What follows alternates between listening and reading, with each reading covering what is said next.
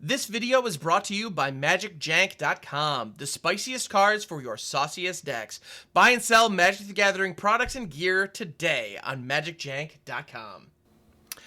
What is up, Janksters? It's your boy Graham, also known as HamHocks42 on the internet, and today we are continuing our series on the Brothers War. We are doing the Brothers War set review, and today we are looking at black cards. Now, not only are we looking at the cards that actually have the proper color black, but also we're looking at cards that are colorless but have a strong black theme, like black activations, black unearth costs, prototype costs, that kind of thing. So we're looking at all the black cards, and if you are interested, we've already done the white and blue cards, so feel free to check those out on the channel. I'd love a little bit of engagement, a little bit of feedback on those. And today we're diving into black. Now, you may be wondering, wait a minute, set reviews, most content creators just put out like one 4-hour thing and that's the set review for the whole set. And that's great, and I have mad respect for people who can do that. Problem is, I'm a talker, and when I get going on Magic cards, I really want to get going. So I want to give each card the room to breathe, and as a result, we're breaking this down into 6 parts. And today we are on part number 3, black. All right, so let's jump right on into it. And we are starting off with a bang here.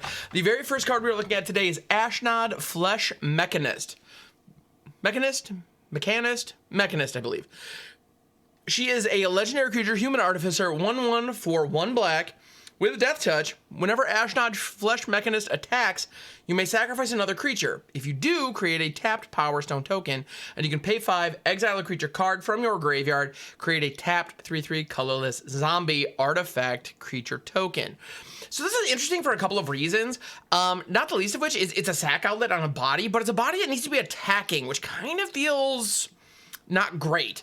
Usually you don't want to be attacking. You don't want to put your sacrifice outlets in harm's way. That is very challenging. The fact that she has death touch means that she's gonna trade up a lot. She's gonna, she kind of punches up, which I respect, I appreciate. Your opponent's not gonna want to put a 5/5 in front of her because, they're gonna lose their 5/5 unless it has indestructible or first strike or something. But still, in any event, she's tough to block because of the death touch, which is good. Problem is, your opponent is likely more than willing to trade for Ashnod, which is a little bit of a bummer. So in sets or in formats like Standard or Explorer and Historic, I think you can do better, unfortunately. In Commander, she's an interesting commander because she's a 1-drop. 1-drop commanders actually could be very powerful, especially ones that are inherently engines in and of themselves. Exiling a creature from your graveyard is a huge cost.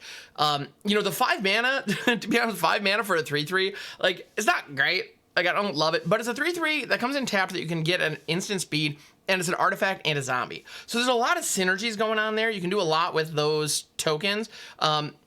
And you can generate them regularly, but you have to be in a deck that's willing to eat your own graveyard. And in Commander, that's especially risky because anything in your graveyard could be a resource later. This exiling it means that, well, it's probably gone forever. So that's a big deal. I think it comes down to how much do you want Power Stone tokens. That's really what it comes down to. Because there are certain situations where, if you can get Ashnod down on, turn 1 and then get, a Shambling Ghast, or there's a rat in this set that we're going to be talking about later, then when it dies, gives another creature -1/-1. If you can do that, or even a Novice Occultist, something that has a cool death trigger, and then you swing with Ashnod, sacrifice the other thing, get the death trigger and a Power Stone. If you have artifacts, all of a sudden you could be playing 4 drops on turn 3 pretty consistently with this. That's not bad. I like that. So I think you have to build around one or the other ability. The first ability is not bad because you get those Power Stones that you can then actually use to activate the 5 cost and start pumping out zombies. I think that's the idea. It's asking a lot of setup for not much payoff. So I think if the Power Stones can pay you off for other, in other meaningful ways, she's a good engine to pump out Power Stones. So that's not bad, as long as you don't mind sacrificing stuff. So she's a sack outlet, she's a Power Stone machine, and that 5-drop, it's a mana sink if you have absolutely nothing else to do, but I would be remiss if I can't recommend that you build around that ability. But if you can take advantage of that first ability of just sack a thing, make a token, cool. The other thing, Death Touchers are 1/1 Death Touchers for 1 are awesome ninja enablers. I talk about ninjas fairly frequently on these reviews. I don't mean to, but it just comes up. We've also done blue and now we're doing black, so I'll probably shut up about ninjas once we get into red and green. But at the end of the day, Ashnod's actually a pretty good attacker. If you're doing stuff with ninjas or you have like Saboteur style effects that if you like deal damage to your opponent, cool stuff happens. Ashnod actually could enable those, which it's not super obvious if that's the case, but it absolutely is. Your opponent will not want to block her. And if they do, they're going to lose creatures. So that's nice. There are also a ton of nice cheap ways to reanimate cheap creatures. You know, we have Can't Stay Away. We have No One Left Behind, which we're going to talk about later today. We have cards like Patch Up. You know, if you can cast Patch Up, grab one or even two other creatures, and then grab Ashnod along for the ride too, sick. You're doing the thing. So I think she's actually pretty decent, but you really have to build around her. Like it's not one that you just throw generically into most black decks and just call it a day. I think you really need to be hard on the sack theme for her to be good. The other actually really cool thing about this card is I loved watching MTG Twitter freak out when this was printed because a whole bunch of people only know Ashnod as the reference point on Ashnod's altar, and a lot of them didn't realize she's like a young, attractive woman during the Brothers' War. And so a bunch of people are like, wait, whoa, Ashnod's a lady? It's like, yeah, she always has been, guys. Anyway, so that was fun. So, moving on, next card. We got Ashnod's Intervention. This is an instant for 1. Until end of turn, target creature gets +2/+0 and gains when this creature dies or is put into exile from the battlefield, return it to its owner's hand. This kind of trick in black is one that we see a lot. Most sets have a 1 or 2 mana, you know, feign death kind of effect where, like, if something were to die, it comes back instead. Sometimes it comes back tapped, sometimes it doesn't. All of them are instant speed tricks. And to be honest, I'm not super high on them. Even though I love sacrificing stuff and I love taking advantage of ETBs, you'd think that would be like right in my wheelhouse. But at the same time, it just, I don't know, it just doesn't really do it for me. Because you usually have to time it just right. Like, it's so specific. And that's a little bit of a bummer. In this case, however, it has one massive benefit going for it. The power buff is one thing. +2/+0 is no joke. So all of a sudden, you could be blocking with a creature, and all of a sudden, your opponent thinks you're chump blocking, and all of a sudden you're trading and your thing's coming back. Like, that actually could be really good. Additionally, this brings it back from exile. So this is actually a really sweet combo with unearth creatures. If you unearth a creature, swing with it, it does its thing. When you reach the end of your turn, or if it gets bounced or killed or something of that nature, it would go into exile. Well, you can hit Ashnod's Intervention, and then it goes back to your hand. So this is actually pretty darn good. Like, this is one of the better examples of one of these tricks. In general, like I said, I'm pretty low on them. Malakir Rebirth from Zendikar Rising was the only other one I actually used with any regularity, purely because it was a land 2. And in this case, you don't get any of those benefits. So there are plenty of turns and plenty of games where there's going to be a dead card in your hand. So unless you're leveraging sacrifice or exile style effects, this probably isn't going to be that great. But there's a time for it. There's a time and a place. So as far as these tricks go, I think this is one of the better ones. The fact that it doesn't go back to the battlefield is a huge knock against it, if I'm honest. The fact that it bounces back to your hand is something of a bummer. However, it does work really nicely with cards that have, like, there are a lot of the prototype cards that have, when they enter the battlefield, if you cast them, do a thing. So you can take advantage of that, I suppose. But I don't know. It's such a mixed bag. Like, on the one hand, it's nice because it pulled back from exile. On the other hand, it's really bad because it goes to hand instead of battlefield. I don't know. I'm probably still not going to play this card. If I'm honest, I'm probably not going to play this card. It has to be a very specific situation for me to rock this. If I have an effect that requires me to exile one of my creatures, this actually becomes really good. If I don't, I'm probably not interested. All right, next up, we have Battlefield Butcher. This is a 1/4 for 2 and a black. Creature Human Soldier. Also, that artwork looks like something out of the 40K. Like, if this was one of the 40K cards, I'd totally believe it. Anyway, because it's a human soldier in, like, what appears to be power armor, which is fitting for Brothers' War. Like, Urza totally built power armor. That was a thing. But anyway, 1/4 for 3. Pay 5. Tap. Each opponent loses 2 life. This ability costs 1 less to activate for each creature card in your graveyard. I mean, if this can be a 1/4 for 3 with the ability tap, each opponent loses 2 life, if you can get to that point, this is savage. This is one of those uncommons that I think is actually going to scale really well to EDH. So if you're in Commander and you have, especially if you have any ways to untap this thing multiple times in a turn, get out of town. This is going to get out of hand fast, and I like that. That is the name of the game here, folks. Because in that situation, if you're in a pot of 4 people, it's tap between, like, your opponents lose a collective 6 life for tapping 1 creature. That is a killer value. You know, that's the kind of thing you want to see. So the upfront cost of having to fill your graveyard is real. You know, I would only put this in decks that can reasonably fill your graveyard. But if you can, if you're milling, if you're sacking creatures, yeah, this is actually probably really good. And it's got 4 toughness. And you can activate that at instant speed. So it can block for you, then tap and dome your opponent. I like this. I like this card a lot, actually. Just seems solid in the decks that can really take advantage of that cost reduction. All right, next up we have Carrion Locust. This is a 2/1 insect horror for 2 and a black with flying. When Carrion Locust enters the battlefield, exile target card from an opponent's graveyard. If it was a creature card, that player loses 1 life. 2/1 for 3 flyer is fine. Like, it's not amazing. It's a little squishy for how expensive it is. Getting rid of a card in an opponent's graveyard is a big deal. It can go a very long way. And being able to exile, like, and you get an added bonus for it being creatures. That said, this is in Constructed, we have one clear issue with this card. When you have to compare it to Graveyard Trespasser, which is infinitely better. Like, it's not even close. Granted, we're comparing a common that was clearly made for draft with a rare that was clearly made for Constructed. So it is apples and oranges. It totally is. But at the end of the day, they're both competing for the 3-drop slot in black and both exile a card from an opponent's graveyard. And if it was a creature, in the case, you know, they lose 1 life. In the case of Graveyard Trespasser, you also gain a life, which is pretty great. It doesn't have, like, this has flying, whereas Graveyard Trespasser doesn't. But Trespasser also triggers on attack. If it's nighttime, it gets bigger and better, and it's got the ward. So I cannot think of a single situation in which I want Carrion Locust over Graveyard Trespasser. If I want this effect, that's where I'm going. It's really that simple.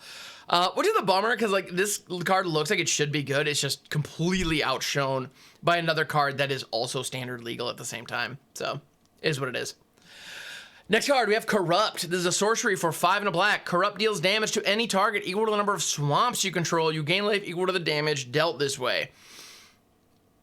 In a mono black EDH deck, I'm not mad at this.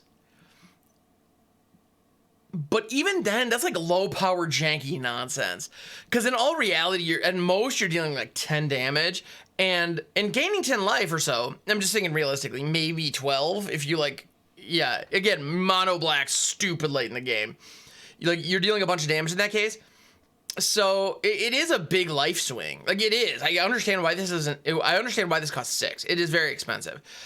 So as like a one-of top-end goofy off-the-wall finisher in like a mono black aggro deck, this actually could be pretty fun. I don't think I don't think you're doing more than that, though. It's just too heavy. It's too expensive. Now, if you're in a situation where you could, like, somehow copy this, it could get really fun. The problem with that is most of the copy effects are in red or blue. So if you're running those, how does your mana base look to still be predominantly swamps to take advantage of this?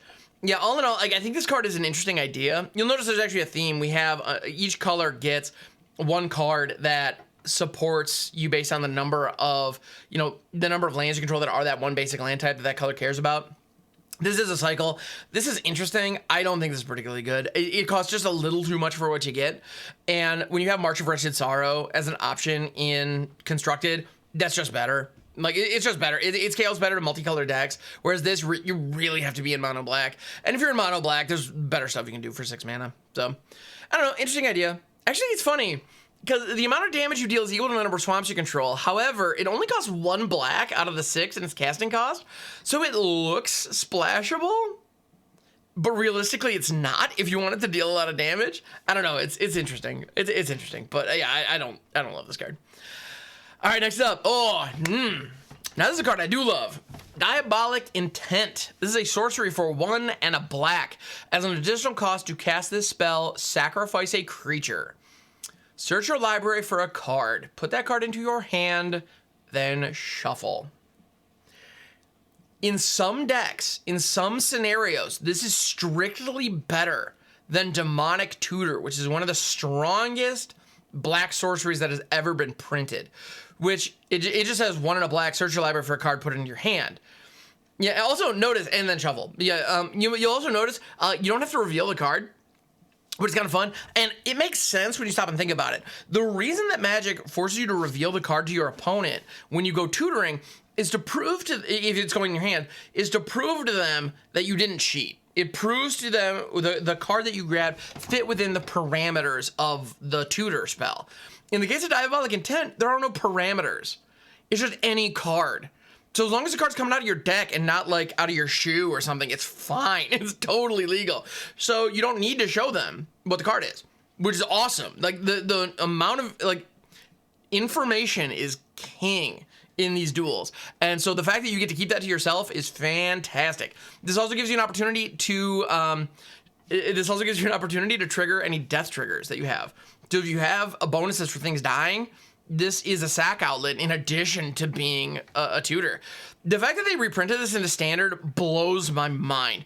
That said, I don't think it's actually going to see that much standard play at all, shockingly enough. Maybe as like a 2 of in a sacrifice deck, if that becomes a thing. However, a lot of the current standard sacrifice decks are built around Oni called Anvil and care a lot about sacrificing artifacts. And yeah, sometimes those artifacts happen to be creatures, so Diabolic Intent could take advantage of that. But you can't sacrifice a blood token to take advantage of Diabolic Intent. You can't sacrifice a Power Stone token. Now, if you have the Anvil, you can sacrifice the little 1/1 construct that it generates, so that's something. And I think those are the decks where you're going to see this card. I think in older formats, this card becomes significantly better. Think about the Rakdos Sacrifice deck or the Jund Sacrifice deck in Explorer right now. If you have this down, you can sacrifice your Gilded Goose or, Voldaren Epicure and go search up Mayhem Devil. Or go search up your Cauldron Familiar if it's not currently in the loop. And all of a sudden, you're just off to the races. And that deck is capable of generating an insane amount of value with a very minimal mana cost investment. And so, this only costs 2 plus sack a thing that you were going to sacrifice anyway. So this is fantastic. Oh, also in a situation where you already have the Cauldron Familiar loop down, if you have any way to generate another food token, whether that's a Gilded Goose or whatever the case may be, you can sacrifice the Cauldron Familiar to this and just go grab whatever, like maybe another Mayhem Devil so you can get multiple pings, or another Witch's Oven so you can get more, get more loops each turn. And it's like, it costs 2 mana to do that. Like, that's almost free. Like, that's insane. Yeah, this card rules. It's very powerful. Also, this reprint makes it meaningful for EDH. Tutors in EDH are stupid powerful. I personally prefer playing without them because I like the inconsistency of the game. But if you're one of those players who's trying to like set up certain combos or wants your deck to be a little more competitive, Diabolic Intent is a phenomenal way to do that. And the only real cost of running this card in a deck is that you have to have bodies to sacrifice to it. There are plenty of decks that have those lying around and don't care. So yeah, this card slaps. All right, next up, Disciples of Gixx. This is a 4/4 Phyrexian human for 4 black. When Disciples of Gixx enters the battlefield, search your library for up to 3 artifact cards, put them into your graveyard, then shuffle. This is very similar to a card called Buried Alive, which I believe it came out, I want to say, in the Odyssey block, but I could be wrong. It was around that time, like the early 2000s. And it's a really cool card. Buried Alive, you search for creatures and only costs 3 at sorcery speed. The fact that this searches for artifacts, puts them into the yard, could be very, very valuable. And that's really cool. Massive downside with this. It costs 6. You make this thing a 1/1 for 4. Like 3 would be great, but if 4 is even like playable. Like, don't give it a body at all and just make it cheaper. And then all of a sudden it becomes so much better because this is a setup piece. If I'm trying to reanimate a 7 or 8 or even 9 drop artifact from my graveyard onto the battlefield, I don't want to spend 6 mana to put it there. It's just way too much. We've seen cards like that in the past with things like Gravebreaker Lamia from Theros Beyond Death. Or there was a black card from Strixhaven that could like tap and put cards from your library into your graveyard. And those cards just are way too slow. Even as somebody who loves reanimation and having complete control over what goes into my graveyard, like that's a big deal, and I value it highly. But the problem is Wizards knows how important and how good that is, so they make it expensive. And when it's expensive, it kind of defeats the point, because you know what are you reanimating that you couldn't just cast once you've already been able to cast a 6-drop, you know? Yeah. So this card is a cool idea. I like the ability on it very, very much, but the casting cost is completely snuffs out all enthusiasm I have for this card, which is a real bummer. Just a bummer. All right, next up, we have Disfigure. This is an instant for 1 black at common. Target creature gets -2/-2 until end of turn. This is a card we've seen in the past. In some metas, this is fantastic because, in some metas, this is almost as good as Fatal Push. In a situation where we have Cut Down, it's not really that great, which is a little bit of a problem because Cut Down is just straight up better the vast majority of the time. Because if a creature dies to Disfigure, if a creature's toughness is only 2, then all of a sudden it's, like if a creature's toughness is only 2, chances are its combined total wasn't more than 5. There are 4/2s. You do see that stat line from sometimes, but I'm not worried about any 4/2s that are in the meta. In any of the metas that I can think of, to be honest. It's a cool card though. It does the job. I mean, and also it's a good combat trick. That's the other thing. I can think of this more as a combat trick than a kill spell in most situations. Because yes, it can just straight kill a thing for 1. However, because you can cast it at instant speed, if you attack with a 4/4, they block with a 6/6. Boom, Disfigure makes that a trade. They block with a 5/5, all of a sudden you win combat. That feels pretty good. I don't know that that's worth a card, but at the same time, this gives you some flexibility. So it's a good card. It fits the role of what it does. I think it depends on what meta you're looking at. I can imagine a situation where like Pauper or Artisan decks might really want to see this, but I don't think there are any current constructed decks that want to run Disfigure. In Limited, this is probably pretty good though. All right, next up. Dreams of Steel and Oil. Yeah, this is Mishra having a really bad time of it. Also, great artwork. There's really a stunning use of stark whites against black with a splash of red and orange. So really, like, the colors and the contrast are super sharp and super strong. I love that. I'm no 6 studies. I will not go full deep into the art analysis. I just got to point this out because it stands out in the set, and that goes a long way. So, yeah. Anyway. Target opponent reveals their hand. So this is a sorcery for 1, by the way. Target opponent reveals their hand. You choose an artifact or creature card from it, then choose an artifact or creature card from their graveyard. Exile the chosen cards. I like this. I like this card a lot, actually. On turn 1, it's meaningful. It's meaningful in most metas, as long as you can reasonably hit a creature or an artifact card. And let's be honest, there are plenty of creatures and artifacts that you'll be happy to hit. You rip this on 1, they're sitting on a Rafine or a Sheoldred. Oh yeah, you're gonna rip that all day, and you did the thing. You nailed it. Flip side, like if you look at their opening hand and they don't have any creatures, but there's a Reckoner Bankbuster in there. Oh yeah, get that thing out of here. That's practically a 3-for-1. Feels great. So I think this card is actually really solid. Like I think it's just solid. As far as these duress style effects go, this is really good. Being able to hit a creature is a big deal, and it goes to exile. They don't discard it. Like even Thoughtseize discards. This goes straight to exile. And it can also hit on the graveyard in the late game. So even if they're empty-handed, but there's a pesky card in the graveyard that you want to get rid of, if they have a Tenacious Underdog, for example, boom, Dreams of Steel and Oil can exile a Tenacious Underdog from their graveyard. And if they do have any cards in hand, even if none of them are eligible targets for this, you get to see what they are and play around it. So that's meaningful. It gives you good information, and it's cheap. That's the big thing. This type of effect where you can monkey with your opponent's hand only costing 1 is a big deal. Like this looks really good. I think this card is actually like shockingly good. In standard right now, I think this might actually see play. Like this could see main deck play. Definitely sideboard play. But I think creatures are a meaningful player in just about every meta deck we have right now, if I'm not mistaken. And presumably all the ones we're gonna have moving forward. So you're gonna have targets. Like this is gonna hit stuff. Yeah, I like it. Next up, we have Emergency Weld. This is a sorcery for 1 and a black. Return target artifact or creature card from your graveyard to your hand. Create a 1/1 colorless soldier artifact creature token. I don't like the fact that this is a sorcery. And these type of like raised dead effects, they play better than they read because they don't read particularly good, to be honest. I don't like them. However, this set actually might be a very unique case for this type of ability because it pulls the card, it pulls the card from the graveyard in your hand. There are plenty of cards that have cast triggers, or like when you cast them, when they enter the battlefield, if you cast them, do a thing. And this takes advantage of that because you do have to recast the card once you put it in your hand. Cool. This also works really well with Prototype because if you cast out, say, a Phyrexian Fleshgorger for 3, you get a 3/3 with all the bonuses. Your opponent takes some damage, has to dance with this thing for a minute. They finally get rid of it, are feeling good. You then emergency weld it. You cast it for 7. All of a sudden, you have a 7/5. That was the exact same card. But it's good in the early game and good in the late game. And emergency weld lets you take advantage of both of those modes. So there's a place for this. Like there's a place for this effect. It's actually quite strong. However, there are, I believe, 1-mana raised deads right now. There are 1-mana raised deads that I think are better.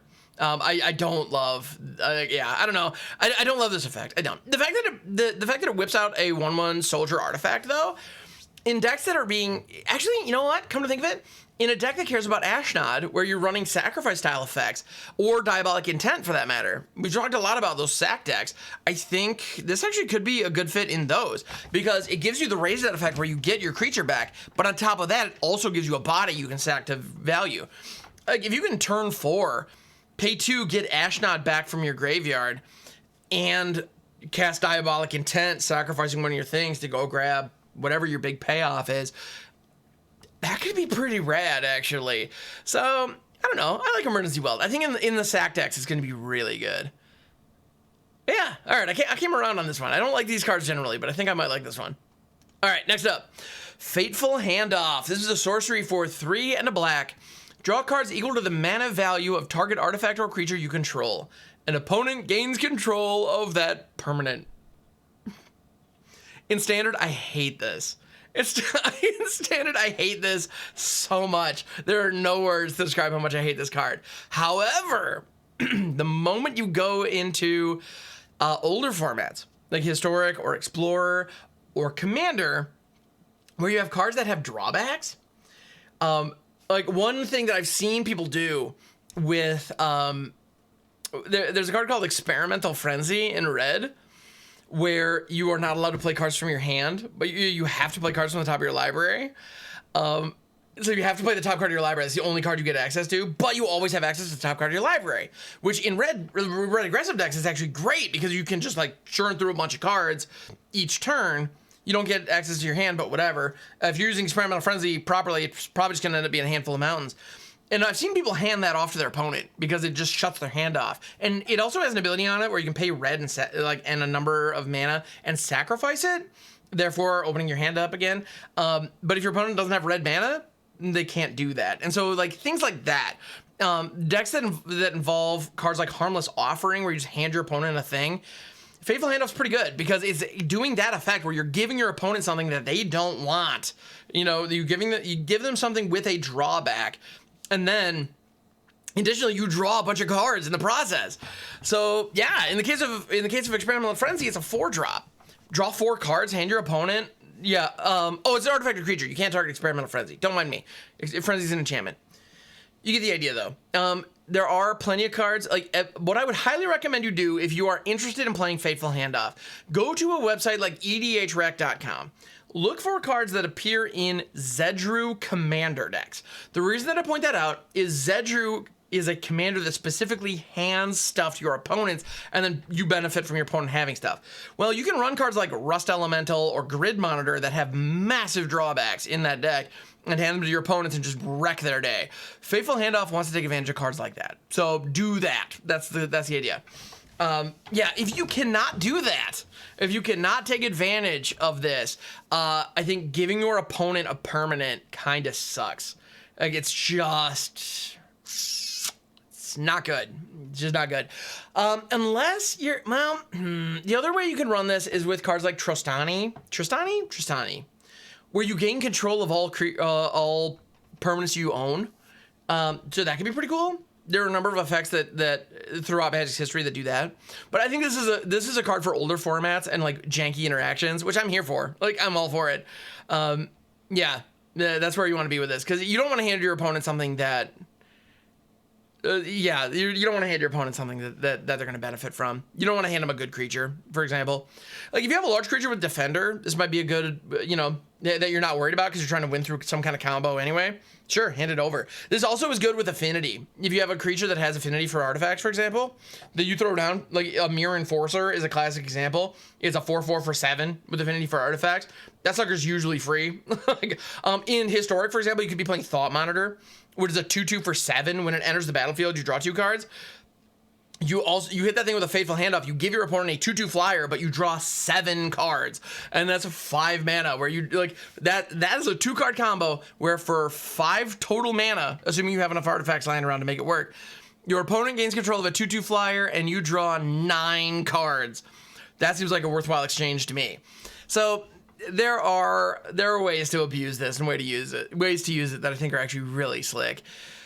In general, like, I don't see it working in Standard, but I'm gonna try. I'm gonna try to find a big, expensive, dumb thing with a massive drawback that I can hand over to my opponent, because I like that. I like that idea a lot. All right, next up, we have Gixx, Yawgmoth Praetor. This is a 3/3 for 1 black legendary creature, Phyrexian Praetor, or Praetor, or however you pronounce that. Whenever a creature deals combat damage to one of your opponents, its controller may pay 1 life. If they do, they draw a card. And you can pay 4 black, discard X cards, exile the top X cards of target opponent's library. You may play lands and cast spells from among cards exiled this way without paying their mana cost. This card rules. Period. It's amazing. I cannot express how freaking cool this card is. It's also an iconic character. Gixx was Yawgmoth's like right-hand bad guy. Like Phyrexian general dude. He was like the worst, and is ultimately the entity that is responsible for Mishra's downfall. So it's got to be good, and they nailed it. This thing's amazing. So 3/3 for 3 is already like fine. It's a Phyrexian, which we don't have a lot of Phyrexian tribal stuff yet, but that might be relevant later. And then whenever a creature deals combat damage to your opponents, its controller draws a card. This is like Toski, kind of, except it's black, so you lose life when you draw the cards. Whatever, totally worth it. So if you're going wide, this just draws you a boatload of cards. That's fantastic. Additionally, if you're in a multiplayer scenario, this incentivizes your opponents to attack your mutual enemies instead of you. It's like, sure, you can swing that flyer at me, or you can swing that flyer at our buddy over here, and you get to draw a card. Cards are good. You like drawing cards. So it's pretty sweet. And then that activated ability for 7, where you can discard your hand, basically. That's what it usually ends up being, and what I would recommend doing most of the time. Discard X cards, exile the top X cards of target opponent's library. You may play lands and cast spells from among them without paying their mana cost. Free cards. I like free cards. Free cards are nice. That's the name of the game right there. It's the bottom line. Free cards are nice. And you do have to discard cards, but you're stealing them from your opponent, and you can just straight rip them. It's good. That ability also gives you a cool safety valve. If you are in a standard environment, if you're in a competitive 1v1 scenario, and you don't have any outs, if you're sitting with like 3 cards in your hand, you need a piece of removal to get rid of a threat that is going to kill you if you don't, and you just don't have it in hand, pay 7, dump your hand, go digging through your opponent's library. They might have what you need. And and then you can rip it and stay alive. And then potentially swing in and draw some cards. So this card's great. It's great in all your decks. Like, if you have a black deck, just put this in it. Like, that's being a little reductive. If it's like hardcore control where you like have a million board wipes, then maybe not. But if you have like a black mid-range deck or a black aggro deck, Gixx fits. He's inefficient, or no, he's inexpensive, stupid efficient, and does what you want. He does what you want. All right, next up, Gixx's Caress.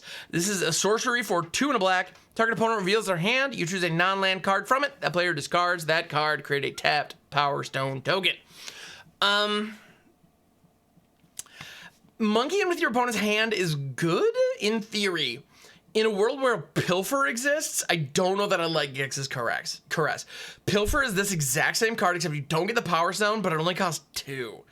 And I think that's the sweet spot. 2 is where you want to be. Paying 3 for this effect, like if you don't get a good hit on this, it's gonna feel really bad. Plus, it's discard. If your opponent discards, like if you hit your opponent's hand and they have like a reanimation target and 2 lands, like, well, that sucks. You don't want to make them discard that, but at the same time, like, you have to. Like, I don't know, it's rough. I don't like this card. I don't think it's particularly strong. And this is an example. When the full set spoiler came out, a lot of people were complaining that they were tacking Power Stones onto cards, and making the cards cost a little bit too much and overvaluing Power Stones. This is an example of that. That is exactly what's happening here. This is a 2-mana effect, and you happen to get a Power Stone. I don't think Power Stones are like, I like Power Stones. I think they're better than a lot of people think. I can't imagine a deck that wants this effect and a Power Stone this badly to spend that much mana on it. All right, next up, Gixx's Command. This is a sorcery for 3 black. Choose 2. Put 2 +1/+1 counters on up to 1 creature. It gains lifelink till end of turn. Destroy each creature with power 2 or less. Return up to 2 creature cards from your graveyard to your hand. Each opponent sacrifices a creature with the highest power among creatures they control. This is one of the better commands. But all the same, I think all the commands in this set are actually pretty lackluster. When you compare them to the commands we got back in Tarkir, these just feel weak. Like, they just don't do enough, and they cost a little bit too much. That seems to be, you know, kind of my read on them. And this feels the same way. Like, it has a board wipe mode if you're going up against tokens, but that's about it. But even then, in a token deck, if they have, like, a Flip Wedding Announcement and a Darien, this doesn't hit anything, because they have enough Anthem effects on board that all their stuff is fine. The 2 counters and lifelink could be relevant in certain situations if you have one large creature, because it does give you a ton of life, and it gives your opponent something they got to dance with for a turn. So okay, and it permanently buffs one of your creatures, so that's not nothing. The double Raise Dead is good, but I don't know that I want that for 5, because I mean that's effectively drawing 2 cards, which is great. Like that is really good. But I mean, the mana value, like Raise Dead only costs 1. You know, you get 1 creature back, but there's also like Urborg Repossession, which just came out in Dominaria. That costs 1 black with a kicker for 1 green, and you can grab 2 things. So it's like, or no, I think it might be like 1 in a green. But anyway, it all the same, it's a much more efficient way to accomplish something very similar. I don't think this card is really worth it. Of all the commands, like I said, this is one of the better ones. It's got flexibility. I don't think there's a single deck in existence that wants 4 of these. I just don't see it. So if you're crafting these in Arena, craft 2 and you're good. Like, you will not need to craft 4 if you are hellbent on putting this in one of your decks. But to be honest, I wouldn't craft it at all unless you have a very specific idea for how you want to use it. Because I think it's just a little too expensive for these effects. So I'm not sold. I'm not sold on Gixx's Command. I'm not sold on any of the commands, if I'm honest. The best one, in my opinion, is Mishra's Command, because it is just the red one. It's supremely flexible. Gixx doesn't have that. So I don't know. Anyway, next up, Gixxian Infiltrator. This is a 2/1 for 1 and a black. Whenever you sacrifice another permanent, put a +1/+1 counter on Gixxian Infiltrator. As far as commons that pay off sack triggers, this is the best. This thing rules. It only costs 2. It's in mono color, and it's whenever you sacrifice another permanent. That includes blood tokens and treasure tokens. So straight up, all of your treasure tokens just become +1/+1 counters on the Infiltrator. And its base stats are 2/1 for 2 starting out. Like, 2/1 for 2 is not bad as it stands. It's also a human, which is a relevant creature type in certain decks. I think this thing's shockingly good. As far as 2-drops in the sack deck goes, this could be super strong. And it's a must kill. Your opponent has to answer it. Otherwise, it is going to snowball, and that's awesome. That's exactly what you want in your early plays. So I like Gixxian Infiltrator a lot. I like it a lot. Like, as a common, if you're in the sack deck, consider slotting this in. All right, next up, Gixxian Puppeteer. Is a 4/3 for 3 and a black Phyrexian Warlock. Whenever you draw your second card each turn, each opponent loses 2 life and you gain 2 life. When Gixxian Puppeteer dies, return another target creature card with mana value 3 or less from your graveyard to the battlefield. Now, I like both of these modes. when you draw additional cards, you have a little life swing. Cool. That's good. That's valuable. I like that. And the second mode, when it dies, you get a 3-drop back. Cool. That's also very strong and very good. If you can take advantage of that, definitely do it. The problem I see with this is that first ability is really bad Sheoldred. It's a bad limited version of Sheoldred. And it's on a 4-drop in black. I cannot think of a single instance in which I would like to play Gixx Puppeteer over Sheoldred. Then the second ability, when it dies, you can return another 3-drop to the graveyard, from your graveyard to the battlefield. That's good. I like it a lot. But it's kind of a bad Body Launderer, which is a 4-drop in black from New Capenna. But that one also connives when you're sacrificing stuff. So this card is kind of like halfway between both. And when you take 2 decent cards and meld them together, a lot of the time you can do good work with that. You can do, like, they can meld to become kind of their own thing. And Gixx Puppeteer is trying to be that. It's trying to be kind of its own unique twist on those effects. But the problem is, I don't think it does either of them as well as the original card I'm comparing them to. So I don't like this card. I don't. I want to. I want to like this a lot, but I don't see it. One value I can see of this is if you can make multiples, because Sheoldred is legendary. Gixx Puppeteer is not. If you can clone it, then all of a sudden additional cards are doming your opponent for a lot, and if any of those clones die, you can just freely bring stuff back from your graveyard. So that's a cool use for it. But if you can't do that, I probably wouldn't run this. Also, though, in EDH decks where you already have Sheoldred, sure, put a Puppeteer in there too, because redundancy's nice. But yeah, I don't know. It's an interesting card. It's an interesting idea. I'm not in love with it, though. I'm not in love with it. Also, just notably, like, Sheoldred is phenomenal on its face. Body Launderer sees, like, no play. I've tried using Body Launderer in a couple of decks, and there are some sack decks that can take advantage of Body Launderer. It does exist. You can do it, but none of them are like tier 1 competitive viable in standard at the moment. But if you're in that style of deck, maybe 1 or 2 of these could help. I don't know. Yeah, we'll see. Anyway, next up, Gixian Skullflayer. Yikes. Dude, I just realized how metal that name is. Okay, so flaying usually is referred to when you're like cutting skin or meat off of something.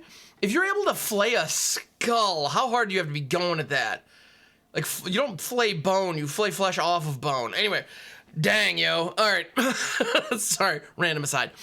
2/3 for 2 and a black, Phyrexian Human Assassin. At the beginning of your upkeep, if there are 3 or more creature cards in your graveyard, put a +1/+1 counter on Gixian Skullflayer. That's actually not bad. I mean, you only get 1 counter per turn, but at the same time, if you can meet these requirements, if you're milling or, like, in a deck that's already milling cards or sacrificing creatures for value, where you're already putting stuff in your graveyard, this actually can very easily be a 2/3 on turn 3, 3/4 on turn 4, 4/5 on turn 5. Like, it'll grow throughout the course of the game. The other cool thing about this is, the first thing I think of is cards like Old Stick Fingers. Like, I want to put this in the same kind of deck as like Old Stick Fingers, Old Rutstein, those cards that can help fill your graveyard and pay you off for having stuff in the yard.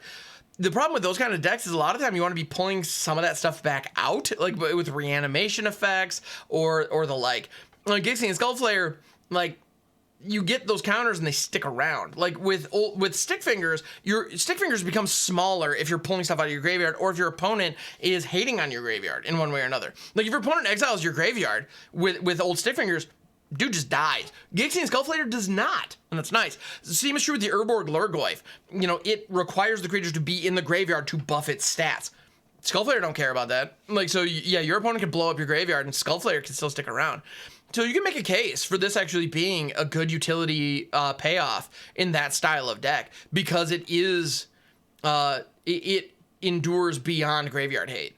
So in certain matchups, in certain metas that, like, where graveyard hate is very present, this could be really good. And graveyard hate is becoming very popular, with good reason, for the record. I love my graveyards, and I hate it when people are hating on my graveyards. However, the graveyard is also one of the zones that is the most easily exploitable zone in the whole game. Like, Richard Garfield clearly did not intend the graveyard to be a primary source of value throughout the game. A potential source of value, I mean, Animate Dead was an alpha. Like, so I understand that, like, reanimation was always part of the deal. But it was, like, I don't think it was intended to be as powerful as it has become. You know, because when you're animating a Lord of the Pit, it feels a lot different than when you're animating like an Emrakul, you know, in any event. Or freaking Gristlebrand. It's just a very different situation. But yeah, Gixx and Skullflayer, cool card. It's a good setup. This feels like a common. Like, it definitely feels like a common. But in like a human deck that is filling the graveyard, this could be valuable. It could do good work. Yeah, I don't know what I'm putting in any of my constructed decks, but I like it for what that's worth. All right, next up, we have Gnawing Vermin. This is a 1/1 rat for 1 black. When Gnawing Vermin enters the battlefield, target player mills 2 cards. When Gnawing Vermin dies, target creature you don't control gets -1/-1 till end turn. I love this little guy. I love my graveyards. It helps put stuff in my graveyards, and it trades up with 2 toughness creatures in combat. That rules. So your opponent could be sitting there with a 3/2 and they do not want to attack into this little guy. And that's fantastic. Anybody who has sacrificed a Shambling Ghast for value or has, you know, blocked with a Shambling Ghast in combat knows the value of that. And Gnawing Vermin absolutely slots into that role. I think this is actually going to be a very valuable card in Standard. Those Standard sack decks that we've been talking about this whole time, I think could very easily take advantage of Gnawing Vermin. Filling the graveyard is a big deal. You have a ton of stuff that can recur cards out of the graveyard. So great. Like, I mean, it's not quite drawing 2 cards, but it's giving you access to 2 potential resources. And that's great. Like, and on top of that, it has a cool death trigger. Yeah, this feels like an uncommon. It's rock solid. It's also a rat if you're doing like, if you're trying to do like Marrow Gnar rat tribal and historic, good luck. But this could fit in there.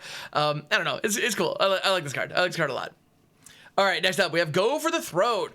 This is a card that on its face is very, very, very, very, very good. In the context of the Brothers War, it kind of sucks, which is hilarious. This is a very interesting card in that regard. Because usually Go for the Throat, if you put Go for the Throat in like any limited environment, it's just great. 1 and a black, destroy target non-artifact creature at instant speed. Kill a thing for 2 at instant speed, even with some limitations, is usually pretty good. And the fact that this is any non-artifact creature, like, the moment Go for the Throat came out, Terror became truly obsolete. It already pretty much was, let's be honest, but this is just like, or Dark Banishing also, just completely obsolete. I miss when Dark Banishing was good. I used to rock that card back in the day. But anyway, that is super old school. It's been it's been useless for a very long time. In any event, Go for the Throat is cool. It's good. However, in Brothers War, a lot of good cards, a lot of good creatures happen to be artifacts. So if those good artifact creatures become staples in Standard after Bro comes out into Standard, Go for the Throat becomes much less good. That said, you can still blast Rafine, you can still blast Sheoldred with this. As long as that is true, and you can also kill the Reflection of Kiki Jiki with this. As long as those things are true, this card's probably still going to be good. It is going to see main deck play. Like right now, Cut Down sees main deck play, and it can't kill Sheoldred. Destroy Evil also sees main deck play, specifically because it can kill Sheoldred. I think there are a lot of reasons to run this in Standard once Bro hits, because let's be honest, there are plenty of non-artifact creatures that are going to continue to be problematic. That said, I have a feeling at least Phyrexian Fleshgorger is going to be a factor in Standard. We're going to talk more about that later. So there will be artifact creatures running around, and this is going to just be a wet fart against those. It just does nothing. So it might be sideboard, like it might be a sideboard piece. And we all know those moments when you're going up against a mid-range deck that has more of an aggro bent, and you just need to slot in more removal. Go for the Throat could be a great answer in those situations. Whereas like, I don't want to lose my Infernal Grasps, I don't want to lose my Cut Downs, but I could use some more. Well, throw and Go for the Throat, maybe trim out, some other, utility cards or whatever, and yeah, and go with that. So, I don't know. It's a good card. It's a good card. This has great implications as far as older formats are concerned. Like, this is now legal in Explorer and Historic because it's on Arena. So, sweet. Like, that's gonna be a big deal. All right, next up, Gruesome Realization. This is a sorcerer for 1 black. Choose 1. You draw 2 cards and lose 2 life, or creatures your opponents control get -1/-1 till end of turn. I like the modality here. The ability to just wipe your opponent's board for 3, or maybe not even wipe your opponent's board, but like kill a couple of your opponent's creatures for 3 is pretty good. That could also be an absolute blowout after combat. Like if you attack and your opponent puts a couple blocks together that they think are like safely eating your attackers, you could then blow them out with this, and all of a sudden you're trading 2/2s for 4/3s or whatever, and you feels pretty good. So Don't I got -1 is better than it looks on its face. So that's pretty cool. And it has this fail case where even if your opponent's not going wide, you can just divination it away and draw 2 cards. You lose 2 life in the process, but that's okay. And there are plenty of cards with plenty of reasons to be drawing cards in this setup. I mean, obviously we all just like drawing cards anyway, but you know, this is in a format where we do have Sheoldred, where we do have the Gixian Puppeteer, like. And there's also Teferi, Temporal Pilgrim. So, I don't know, Gruesome Realization seems decent. Like, it's not bad. I don't love it. The fact that it's not splashable kind of sucks. Like, it's 1 black, so you really have to be heavy black in order to take advantage of this. If it was 2 into black, I would say it's much better, because then you'd be able to splash it in your, like, 3-color mid-range piles. But, yeah, I don't know. It's not bad. It's not bad. It feels more, like, limited. I'm trying to think of what constructed deck I would actually put this in, and I'm having a tough time thinking of one. If it was an instant, it'd be so much better. It's not even funny. But yeah, I don't know. It's decent. It's decent, I guess. All right, next up, Gurgling Anointer. This is a 1/3 for 2 and a black Phyrexian horror with flying. Whenever you draw your second card each turn, put a +1/+1 counter on Gurgling Anointer. Well, there's another payoff for that realization. When Gurgling Anointer dies, return another target creature card with mana value less than or equal to Gurgling Anointer's power from your graveyard to the battlefield. All right, this is actually pretty dope. Creatures that have this type of ability where when they die, you get another thing back, they just kind of replace themselves, is sweet. And on top of that, in this case, you get a 1/3 flyer for 3, and if it dies, you can go get your little 1/1 rat or Ashnod back out of your graveyard. That rules. Like, even being able to reanimate just a 1-drop is great, like right out of the gate. And on top of that, if you're drawing cards, you get that Fairy Vandal effect where you're getting additional +1/+1 counters just for drawing additional cards. And if you're drawing cards at instant speed, if you're using your Thirst for Discovery, Thirst for Knowledge, those kinds of cards, then additionally, you can be drawing cards on your opponent's turn. You can be drawing 2 cards on your opponent's turn and getting counters on it then too. So you create a big beefy flyer that has toughness bigger than its power, so your opponent's gonna have a hard time killing it. You're gonna be beating their face with it the whole time. And then finally, when they do answer it, you can use it to reanimate another thing out of your graveyard. So I think that's fantastic. And on top of that, if you have 2 Gurgling Anointers, they could potentially loop themselves. Like, you have to get at least 2 counters on it first, but you could, and that's neat. Yeah, so I don't know. I like it. I think this Anointer is actually really cool. I'm definitely gonna try to build around it. This looks like a fun, janky build around, and I am here for it. All right, next up, we have Hostile Negotiations. Speaking of fun, janky build around cards, this is a instant for 3 and a black. Exile the top 3 cards of your library in a face-down pile.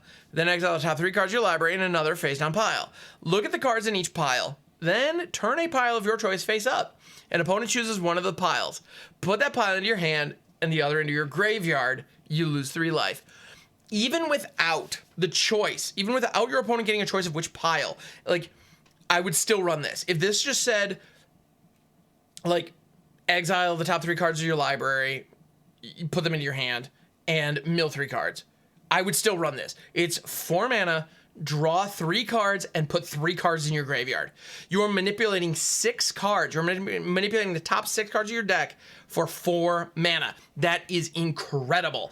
If you care about your graveyard at all, this is going to be providing additional value on that front, and it's going to be drawing you cards at instant speed. Now, note, it's not actually a card draw effect, so this isn't going to trigger your Sheoldreds, your Teferi Temporal Pilgrims, that kind of thing. So that's a little bit of a bummer, but at the end of the day, it's great. It's just, you get 3 cards for 1, and you fill your yard. In Reanimator style strategies, this is great. It also has that fun mind game where you do have a question of, how do I reveal these cards to my opponent to present a case where I have them give me the pile I want? It can be very interesting. Like, you can hit modes where, like, one pile is all lands, and the other pile has, like, 2 things in it that are actually pretty good. And there's this question of, okay, do I reveal the lands because my opponent's going to give them to me? But if I want the things in my graveyard, that might actually be exactly what I want. But in that case, I'm probably going to flip the other one because my opponent might look at it and think, like, okay, that's decent, but what's in that other pile? Because they don't know. And maybe they don't want to, like, roll the dice and give me that other one. And if your opponent overthinks it enough, they might end up giving you exactly what you want.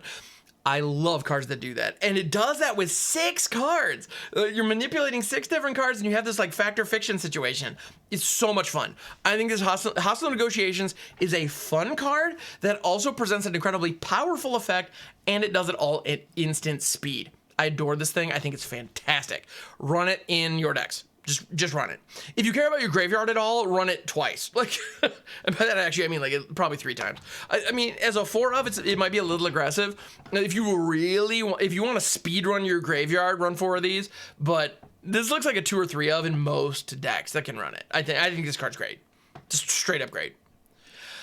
All right, next up, Killzone Acrobat. This is a 3/2 for 2 and a black. Human Soldier. Whenever Killzone Acrobat attacks, you may sacrifice another creature or artifact. If you do, Killzone Acrobat gains flying until end of turn. Now, earlier I was talking about not wanting to sacrifice or not wanting to attack with your sack outlets, and that was with Ashnod, who is significantly better than this. So the fact that it can gain evasion with that sacrifice is real. Like that's meaningful. And flying is powerful. There's no question, but it's temporary, and you do have to sack stuff to do it. I think there are better sacrifice outlets. I do not believe this card is particularly good. It is a Human Soldier, which is relevant if you're in those creature types. Sure, you might want to give it a look, but I think this is a limited card. And even in limited, I think it's very situational. Like, I don't think it's going to be a card that people are snapping up in limited and really fighting over. This is going to be one that, like, if you're in an aggressive deck that happens to have black, you're probably going to see this and pick 7 or 8 and be like, all right, I can work with this. Like, this isn't amazing. I don't love this card. All right, next up, Misery's Shadow. My goodness, the black cards have lined up in such a way. I'm going off the number. By the way, for this set review, I believe it's based off collector number. I'm using Scryfall and going off their like default sort. And they're doing a great job of sandwiching like phenomenal cards in between, or like mixing it up. So it's like great card, bad card, great card, bad, great. Like anyway, they mix it up nicely. Misery Shadow's great. That's the point. 2/2 for 1 and a black. If a creature an opponent controls would die exiled instead, you can pay 1 generic. Misery Shadow gets +1/+1 till end of turn. There is an older creature type called Shade, which this is, that had an ability where you pay 1 black and it got +1/+1 till end of turn. Those cards were playable. They were pretty darn good, actually. The flexibility of being able to grow 1 creature in combat is incredibly relevant. Those required you to play black mana to do it. This one requires generic mana, and it only has 1 black in the pit. It is completely flexible. And on top of that, it has a Leyline of the Void stapled onto it just for good measure. So if your opponent cares about death triggers, well, too bad, they're just off now. I think that's going to make a massive difference. If your opponent cares about death triggers or cares about filling their yard, they are in a world of hurt. So I think this card is fantastic. Sacrifice players everywhere are going to need to pack answers for this thing. Now, it is a creature, so it can die to things like Go for the Throat pretty comfortably, but your opponent has to have them. And if they're trying to kill it with damage or like toughness reduction stuff, you can always just pay mana and make it bigger so it grows out of them. Yeah, this card's incredible. Like, it's just generically good. Like, if you're in black, especially like aggressive black, this is gonna be awesome. Because yeah, you get a good stat of body with an incredibly powerful ability, all on. Yeah, and it has upside. Like, it's just, oh my god, this is so good. This thing's incredible. All right, next up, Moment of Defiance. Instant, 2 and a black. Target creature gets +2/+1 and gains lifelink until end of turn. Draw a card. If this didn't say draw a card, it would be completely and totally unplayable. The fact that this does say draw a card gives me pause. 3 mana for an instant is a lot, especially for a combat trick like this. And it's Unholy Strength. +2/+1 is an homage to an old ability to an old enchantment called Unholy Strength, which was an enchantment for 1. It was an aura that when you attached it to a creature, it got +2/+1. That was all it did. It was pretty weak, to be honest. It's actually just historically a very, very bad card. They reprinted it in a bunch of like core sets because it was like a fine little starter card, but not good. This is a better implication for it. The fact that it gains lifelink is meaningful. And +2/+1 is not nothing. It's a meaningful stat boost. And it cantrips. So if you care about drawing additional cards in a turn, this could be a good way to do that. And also giving a creature with decent power already lifelink is a big deal. So if you're hitting a 4 or 5 power creature with this and you're granting it lifelink, all of a sudden, gaining 6-7 life is a big deal, and that's a meaningful swing. Plus, it might kill a blocker otherwise wouldn't have, or get in for a lot of damage on your opponent while drawing a card. It's an expensive combat trick. And as a result, I'm probably not going to be running it very much myself. But at the same time, if you can take advantage of the lifelink, if you have like life gain synergies of any kind, this might be meaningful. And the fact that it replaces itself in your hand is a big deal. So there might be a place for it. All right, next up, No One Left Behind. This card rips. It is a sorcery for 4 and a black. This spell costs 3 less to cast if it targets a creature card with mana value 3 or less. Return target creature card from your graveyard to the battlefield. Every set in recent memory has had a 5 mana return a creature from your graveyard to the battlefield. Wizards has clearly accepted that 5 mana is the appropriate cost for a reanimation effect.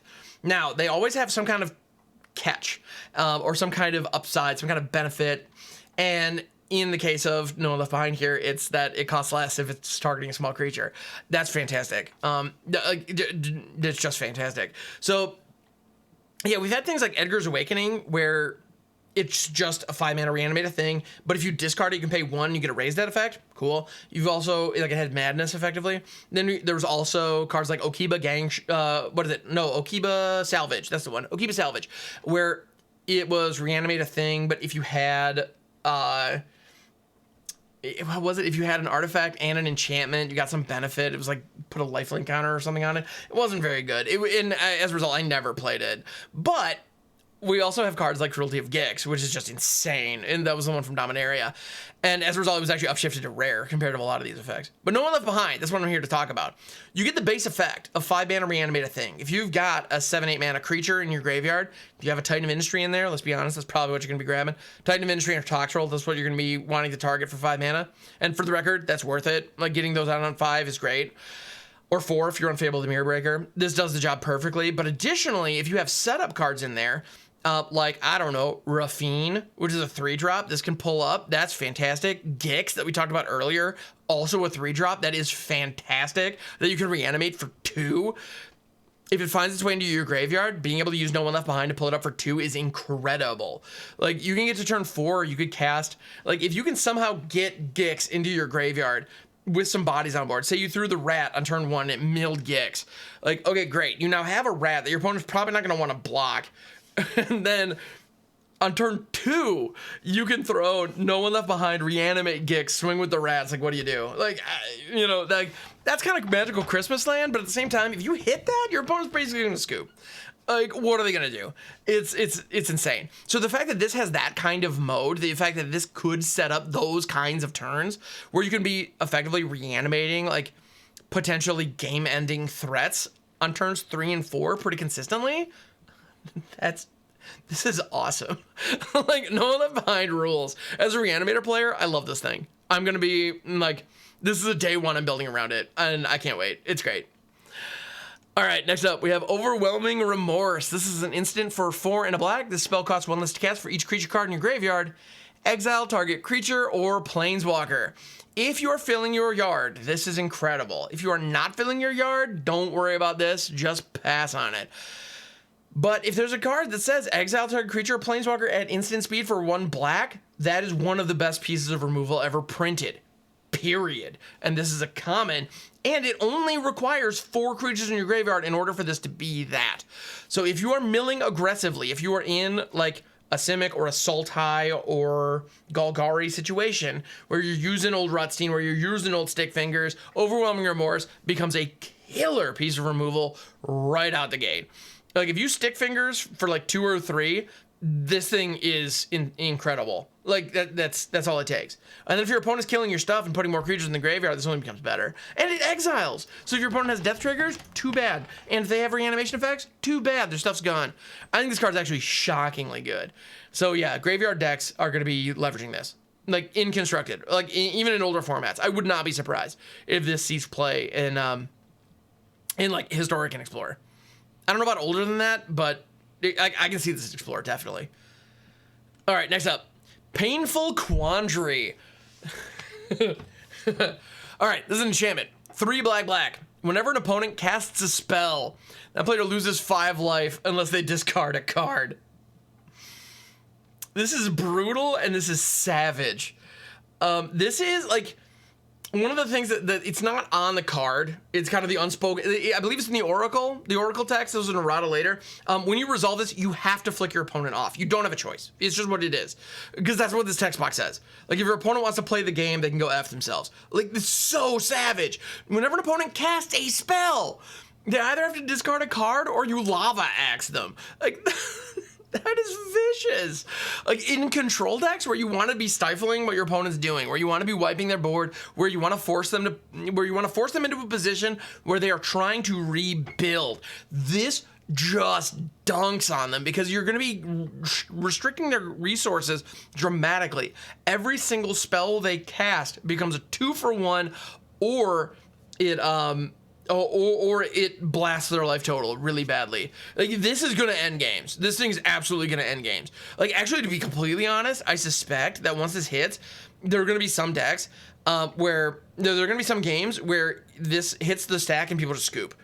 Like, if you want to have that moment, this card's going to do it for you. I think in controlling decks that happen to be running black, this is violent. Also, in older formats with effects like Doom Foretold that are trying to grind your opponent out, this is another just incredible way to do that. Because Doom Foretold decks, actually specifically, now that I think about it, Doom Foretold decks force your opponent to sacrifice stuff on the battlefield. They really hate on the battlefield.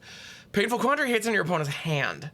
So if you can double up those effects, this is going to be savage. And on top of that, a lot of Doom Foretold decks are running effects that can, like, reanimate enchantments and stuff, like Brilliant Restoration or Dance of the Mance, that kind of thing.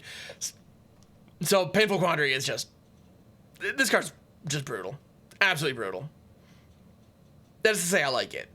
Yeah, I would say if you're trying to attrition your opponent out in a controlling manner, this card's great.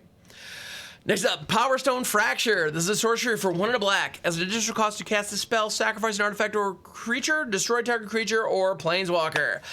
I don't love this. In a world where we already have Eaten Alive, I cannot imagine why you would want Power Stone Fracture. Yes, you can sacrifice an artifact to satisfy this rather than just a creature.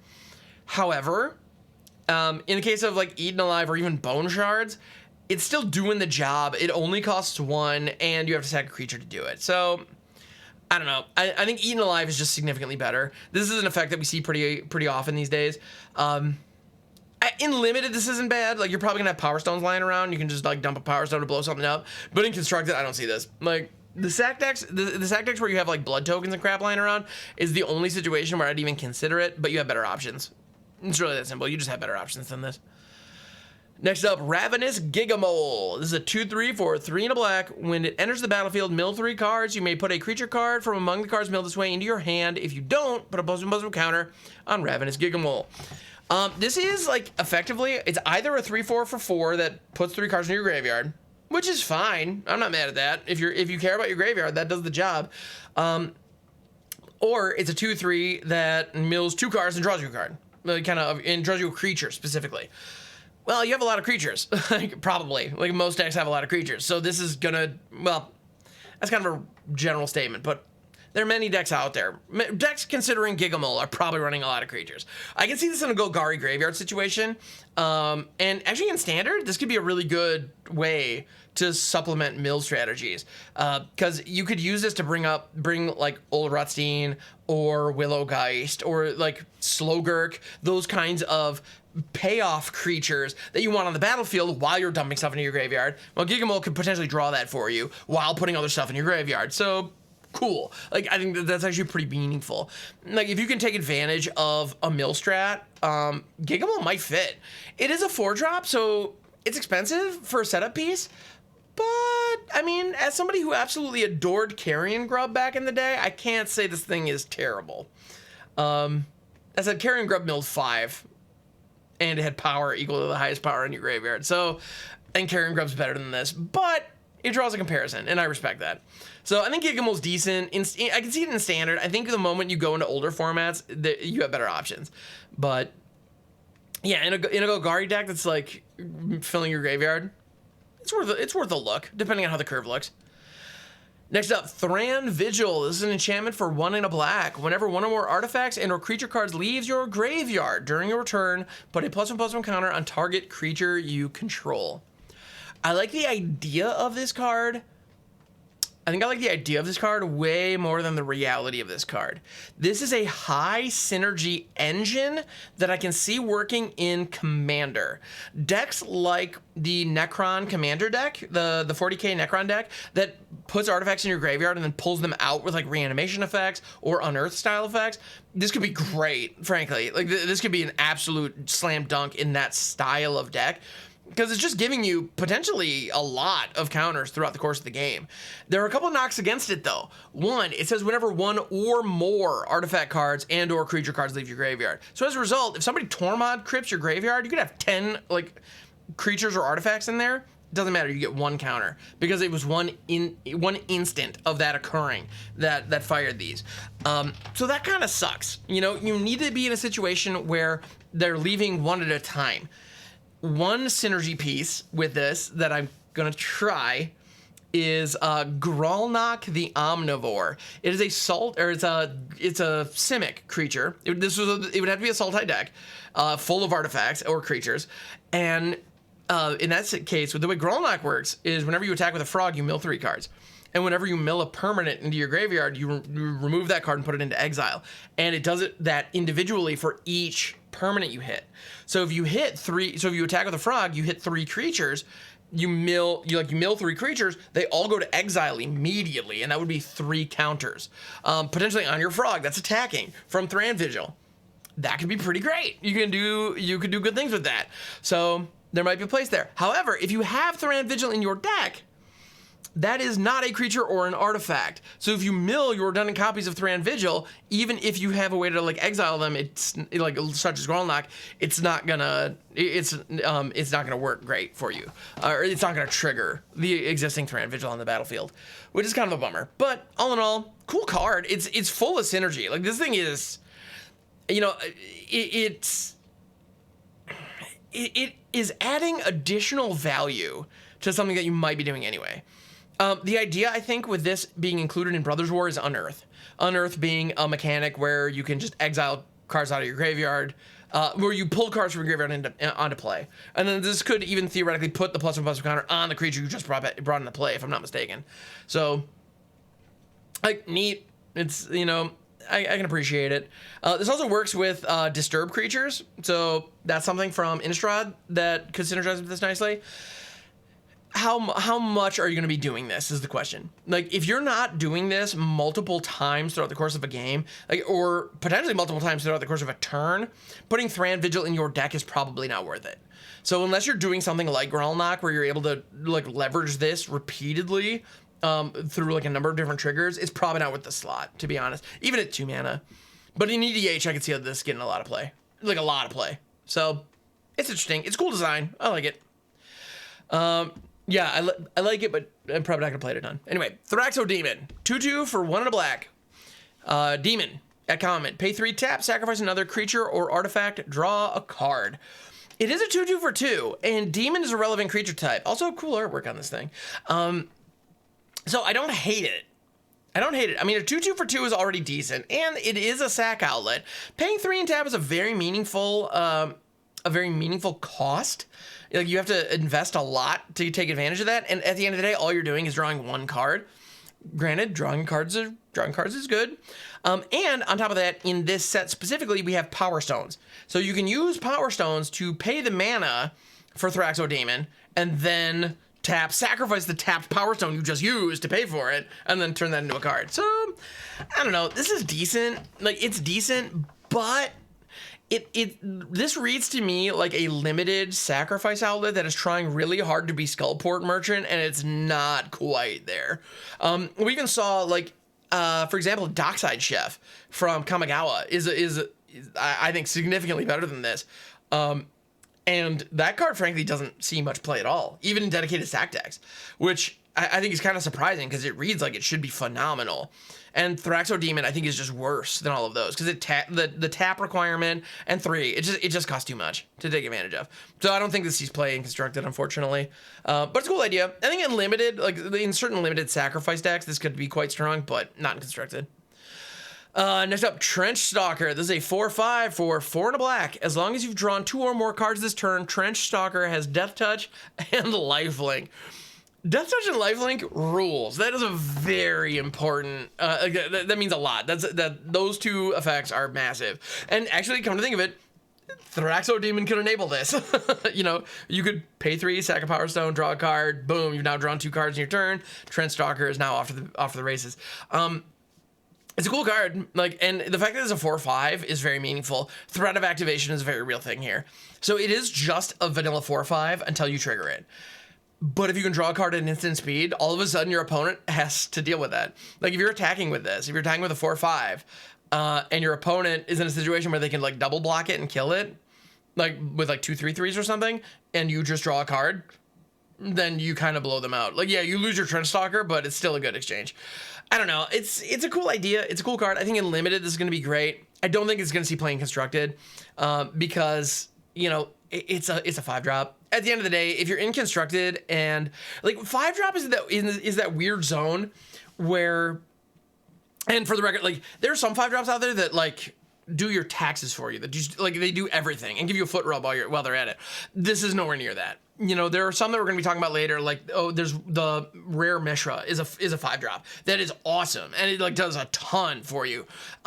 This just doesn't provide enough value at the end of the day. And 5 is one of those weird spots for a creature because it's a little bit too expensive to reliably be casting on a consistent basis, but it's not quite expensive enough to merit like doing any kind of reanimation or like fight rigging hideaway shenanigans to get it into play. So it's like, like, where do I want this? And it's like, yeah, at the end of the day, I'm just gonna pass on it. You know, Trench Stalker, it's a cool idea, and again, I think in limited it's gonna be really strong, and especially in certain decks that can consistently trigger it. But in in Constructed, this is a pass. Next up, Ashnod's Harvester. This is a 3/1 for 2. Whenever Ashnod's Harvester attacks, exile target card from a graveyard, and it unearths for 1 and a black. I think this rules, frankly. I think this card is shockingly good. 3/1 for 2 in aggressive decks is great. In a lot of decks where you are trying to race to 20 life points as fast as you possibly can, and you're trying to kill your opponent fast, a 3/1 for 2 is already worth the price of admission. There might be straight up mono red decks that will never unearth this that do run it just because of the stat line, and that's not bad, frankly. Like you can do a lot worse than that. Yeah, it's just good, and the fact that it hates on your opponent's graveyard upon attack is just gravy. Like that's. As I said earlier, a lot of decks, and actually as throughout the course of this particular set review, we've looked at a lot of cards that love the graveyard and are trying to fill the graveyard and get value out of the graveyard. Well, Ashnod's Harvester is going to hate on your opponent for doing just that while putting 3 power in combat against them, which is pretty darn cool. This card can also block. Like a lot of 3/1s, a lot of high power creatures out there can't block, and the way that they balance is that you have to be attacking. In this case, there's nothing stopping you from blocking with Ashnod's Harvester, and if you do, it can take out a 3 toughness creature on the attack, and then you can unearth it and swing with it next turn and get like not free, but like a very inexpensive 3 damage on your opponent while hitting on their graveyard. I think this card is super efficient. It is cheap. It does everything you want, and it's a generic 3/1. It is a colorless 3/1. If you're in black and you can unearth it, great. But like this is supremely splashable in aggressive style situations. It's just great. Yeah, I think Ashnod's Harvester rules. I think this card is just good. All right, next up, we have Clay Revenant. This is a 1/2 for 1 Golem. It enters the battlefield tapped. You can pay 3, 2 and a black rather. Return Clay Revenant from your graveyard to your hand. So cards that can like reanimate themselves kind of, or like in this case, you know, raise themselves from the dead are pretty good. The fact that it enters tapped is a little bit of a bummer, but if you're playing it out on 1, you don't really care about that because the chances of your opponent swinging into it are pretty low at that point, just because like they probably do, unless they're in like, you know, a mono red rush situation, they probably don't have an attacker that early. Like you want to put this in a deck where you can recur it reasonably. The other thing about this is it's not unearth. It returns to your hand. So you could cast it again, and then if it dies again, you can return to your hand again, and then cast it again, etc., etc. You can also use Power Stone mana to activate it, so that 2 generic could theoretically be Power Stone mana if you happen to have that lying around. So as far as recursive cheap critters that you want to be sacrificing, this isn't bad. I think we have better options though. Like there's the Cult Conscript from, I believe, Dominaria. That's the 2/1 skeleton that enters tapped. I think that might be a little bit better. You know, we've also had cards like Skyclave Shade in the past that can like return if you play lands. I don't know that Clay Revenant is quite where we're going to be. It is common. It is common, and it only is 1 generic to cast. So if you're in like a 3 mana situation and one of those happens to be black, even if you don't have a black mana on turn 1, you can still throw this on turn 1.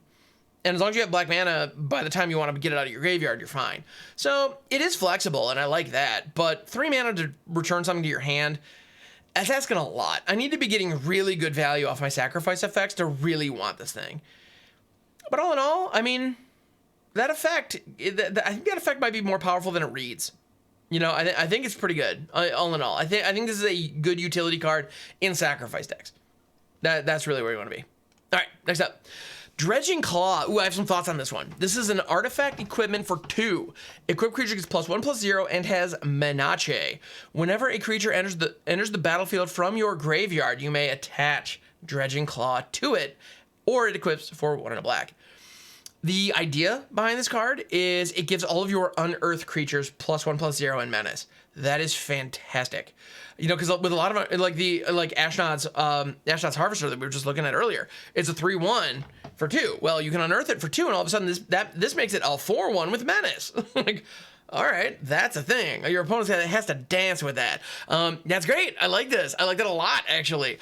Now, I want to point this out though, because Dredging Claw is going to be legal in Standard at the same time as Tenacious Underdog. I want to point this out for one very simple reason. Tenacious Underdog blitzes out of the graveyard. Blitzing is casting a card for an alternate mana cost. If you are casting a card, even if you're casting it from your graveyard, it goes from the graveyard to the stack, and then from the stack to the battlefield. And as a direct result, Dredging Claw will not trigger and equip to Tenacious Underdog. Be aware of that. If you are blitzing Tenacious Underdog, if you want to equip Dredging Claw to it, it will cost you an additional 2 mana. That is going to happen. That is going to be a thing. Be aware of it. Your unearthed creatures will absolutely pick this up. If you reanimate creatures, they will absolutely pick this up for free. So in the situation where you like cast No One Left Behind and pull Gixx out of your yard, all of a sudden Gixx is a 4/3 with menace. Sick. Like that's, you know, this is good. This is very good. If you're recurring cards from your graveyard, this could be very, very, very powerful. But the one thing, T-Dog, be aware of that. It does not work the way you want it to. Because if Tenacious Underdog auto-equipped Dredging Claw, those two together would be phenomenal. Like it would dominate. And like that would be great. Obviously, we would all like that. But it doesn't work, unfortunately. So be aware of that. All right, next up. But in general, claws are good. Goring Warplow. 5/4 Death Touch for 6. 5/4 for 6 is not a particularly good value. It is a common, which is relevant. And Death Touch is not necessarily something you need on 5-drops, but it can be surprisingly relevant. Where this card really shines, though, is its prototype. You can prototype it for 1 and a black for a 1/1. So 1/1 for 1 and a black with Death Touch. That's not bad. It's not amazing, but it's not bad. And on top of that, you do have a 5/4 body for 6. If you can blink this, if you can... this is one of those situations where with prototype we have a unique scenario where you can pay it for its cheap cost, and then you can flicker it or blink it as it's known with cards like Touch the Spirit Realm or Planner Incision, and all of a sudden this goes from being a 1/1 to a 5/4, and you spent what, 4 total mana on that for a 5/4 with Death Touch? Not bad. There are better targets for that kind of setup, but in kind of a budget build, or if you can pull it off somehow in limited, the Goring Warplow is actually pretty solid. It does a good job with that. And if you're trying to do something like that in Pauper, this is probably exactly where you want to be, because I mean it's just good. And also, people do not want to attack, don't want to attack into Death Touch. So if you can cast this down as a 1/1 Death Toucher, it's going to stave off an attack, and then like on your opponent's turn, if you flicker it, they now have a 5/4 with Death Touch attacking them. That could be pretty great. Like, so I think this card's actually not bad. It's decent. Like, it's not amazing. Like, a 5/4 for 6 is not really where you want to be. And if you're inconstructed and access to the cards is not a concern, like, this is going to be a good budget pickup if you're looking to do that kind of thing. And crafting it on Arena is going to be like a non-issue for most people just because it's a common. So if you're looking to do blinky shenanigans with prototypes, this is actually going to be a really good one for budget, folks. But there are some better options that I believe we're going to be talking about. Actually, I believe next up is the better option to do with those. But Gorgling Warrior Plus, solid. But the next up, we have Phyrexian Fleshgorger. In my opinion, this is easily one of the top 5 cards in the entire set. Phyrexian Fleshgorger is incredibly potent, stupid powerful, and you could slot this into just about any black deck and be happy. Like, straight up, it's that generically good. So, what's got me so hot and bothered? It is a 7/5 Menace lifelink for 7 with Ward, pay life equal to Phyrexian Fleshgorger's power. So, if you have this down as a 7/5 that you've spent 7 on and your opponent tries to kill it, they have to lose 7 life. Later in the game, if you've been playing an aggressive game plan, they're not going to have that. And on top of that, the fact that this has lifelink, every time it connects, you gain life in addition to reducing your opponent's life total. And Menace is a big freaking deal as well. But wait, there's more. It has prototype for 1 black, and it comes into the 3/3 with all those goodies. So you pay 3 for this, you get a 3/3 that is capable of producing a ton of pressure on your opponent, gaining you a stupid amount of life, and if your opponent does gang block it, you're taking out at least 1 creature, if not 2 in the process, especially thanks to Menace. But if you can flicker this, again with cards like Touch the Spirit Realm, Planner Incision, then all of a sudden, it's coming back as a 7/5. So if your opponent targets this with a kill spell, which they're probably going to do, they want to get this thing off the board, let them go through the ward cost, pay the 3 life, then flicker it, their kill spell fizzles, and it's bigger. This thing is savage. Like, it's absolutely absurd. This is one of those cards, you will see this. If you are playing standard on the ladder on Arena, strap in, you will see this. And yes, I know how good mono black already is, even at the 3-drop slot. Like, this is competing with Graveyard Trespasser and Liliana of the Veil for slots, and I think it's gonna win. Like, this thing's phenomenal. And on top of that, the other great thing about this is it's a good utility 3-drop that becomes a good reanimation target. So if you mill it, you kind of don't care. If it dies in early combat, you can use No One Left Behind or Cruelty of Gixx to bring it back as a 7/5 and feel like you got pretty good value. That's incredible. Like, I cannot sing the praises of this card enough. I absolutely love it. I genuinely believe it's one of the top 5, if not top 3, strongest cards in the entire set, and it might be my single favorite. I think Phyrexian Fleshgorger is the truth. This card slaps, it rips, it rocks, it rules, it's off the chain, off the hook. You can do whatever your expression is of choice for very, very good. That's Phyrexian Fleshgorger. Next up, Razorlash Transmogrant. This is a 3/1 for 2. Razorlash can't block. We talked about that earlier. So, okay, but you can pay 4 black, return Razorlash Transmogrant from your graveyard to the battlefield with a +1/+1 counter on it. This ability costs 4 less to activate if an opponent controls 4 or more non-basic lands. The older the format you're in, the better this becomes. So we were looking at Ashnod's Harvester earlier. It was a 3/1 for 2 that could block, that had a good attack trigger, but you could unearth it for 2. The problem with unearth, the moment you bring it back from the graveyard once, if it leaves the battlefield, or if at the end of your turn, it goes to exile. It's gone forever. Poof, you only get 1 use. Razorlash Transmogrant, you can get multiple uses. That's a big deal. Also, if your opponent's running non-basic lands, this is basic, like, in a lot of situations, this is only gonna cost 2 to bring back. Like, that's it. That's all it's going to cost. And even if your opponent is running a lot of basic lands, and therefore they do not meet the requirements of this, you can still spend Power Stone mana to take care of that generic 4. So if that's something you have lying around, okay, cool. This also doesn't go back to your hand. So we were talking about the clay construct earlier. And the problem with that recursion is it goes to your hand. This recursion goes straight to the battlefield, and it comes in as a 4/2. That's awesome. And on top of that, it can't block, which kind of sucks, but it doesn't come in tapped, so that's nice. It is untapped, so I don't know. I think, and you can do it at instant speed. So I think this card is actually really good. If the 3 color value piles continue to be the staples in Standard, which I think they will be, in your sack decks, this becomes a phenomenal recursive threat that your opponent has to deal with, and you can get killer value from sacrificing it. Another thing I want to point out, this alongside Obnixilis the Adversary is great. So you can play this down on 2, you can swing with it on 3, if it survives, you can casualty Obnixilis, boom, boom, Bob's your uncle. If your opponent has played nothing but non-basic lands, on turn 4, you can recur it as a 5/2 with the double obs in play. Like, that's pretty good. And since you can recur it at instant speed, you can hold up removal and that kind of thing. So I think this card actually is like shockingly powerful in Constructed specifically, where people are going to be running a ton of dual lands and utility lands. Yeah, I think this thing's really good. Like it doesn't read super effective when you first look at it, but the more you break it down and the more you look at it, it's great. Also, it's a zombie. Don't forget that. Innistrad had a ton of zombie synergies. So like if you have like Geralf the Stitcher, if you have him online, this thing has flying. So like, don't forget that, the kind of thing. Necro Duality also gives you double of these. Now it only casts it cares when you cast the spell. Or no, it is ETB. Never mind. Anyway, card's good. Zombie, yay. We like that. So it's a good tribe in addition to just being generically powerful and a very strong recursive threat. Yeah, Transmogrant's good. I like it.